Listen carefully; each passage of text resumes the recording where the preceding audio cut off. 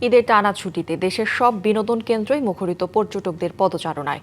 পার্বত্য রাঙ্গামাটি থেকে শুরু করে দক্ষিণে সুন্দরবন কিংবা বাগেরহাটের ৬০ গম্বুজ সবখানে ভিড় মানুষের। নির্বিঘ্নে ঘুরতে পেরে খুশি পর্যটকরাও। এতে সমৃদ্ধ হচ্ছে পর্যটন কেন্দ্রিক অর্থনীতি। হ্রদের স্বচ্ছ নীল জলরাশি, বোটে চড়ে হ্রদের সৌন্দর্য উপভোগ করছেন পর্যটকরা। মেঘ পাহাড়ে লেক ঝর্ণার মিতালি দেখতে অনেকেরই পছন্দের জায়গা রাঙামাটি। ঝুলন্ত সেতু, সাজেক ভ্যালি, পলওয়েল পার্ক, অরণ্যক সহ বিভিন্ন পর্যটন স্পট এখন মুখর পর্যটকের আনাগোনায়। বাচ্চা নিয়ে আসছি, ফ্যামিলি নিয়ে আসছি, সবার সাথে একটু ঘুরলাম, অনেকদিন পরে একটু ভালো সময় কাটলো। রাঙামাটি আসলে যে সৌন্দর্যের পূজা হচ্ছে রাঙামাটি। রাঙামাটির প্রায় সব হোটেল মোটেলই পর্যটকে পরিপূর্ণ। এতে খুশি পর্যটন খাত সংশ্লিষ্টরা। খুবই খুশি এখানে পর্যটক আসে। আমাদের এই যে হোটেল মোটেল প্রায় 80% বুকিং হয়ে গেছে। আশা রাখি এটা 100% হওয়ার সম্ভাবনা আছে। নগদ নিয়ে এলো হার নামানা হার অফার।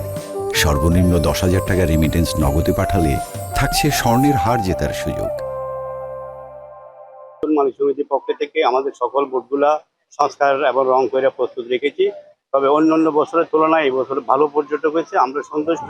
ঈদের টানা ছুটিতে ভিড় বিশ্বের সবচেয়ে বড় ম্যানগ্রোভ বন সুন্দরবনেও। করমজল, কটকা, কচিখালী ও আন্ধারমানিক সহ অন্যান্য স্পটও মুখরিত পর্যটকের পদচারণায়। সুন্দরবনে গেছিলাম, বানর দেখছি, সবকিছু ঘুরে ঘুরে দেখছি।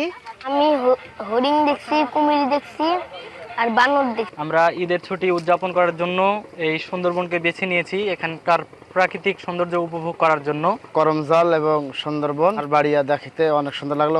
ভিতরে পর্যটকদের সুন্দর সুব্যবস্থা করা হয়েছে। এখানে ঝুলন্ত ব্রিজ আছে এই পাবনার পাশে।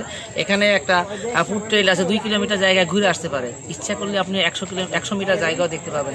ঈদের ছুটিতে অনেকেই ছুটে যান অনন্য নিদর্শন বাগেরহাটের ৬০ গম্বুজ মসজিদ দেখতে।